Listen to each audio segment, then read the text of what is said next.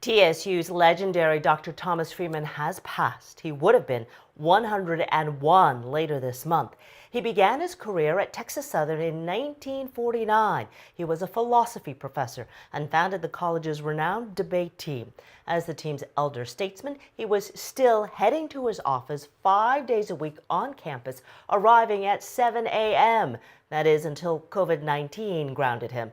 A remarkable orator, he had taught thousands of students to find their voice, and they include Martin Luther King Jr., Congressman Mickey Leland, Barbara Jordan, and Bishop James Dixon.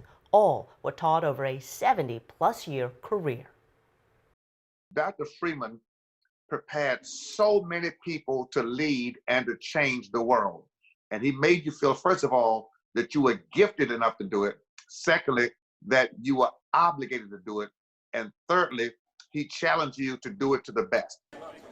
Academy Award winner Denzel Washington was preparing for a role in The Great Debaters and traveled to Houston to consult with Dr. Freeman.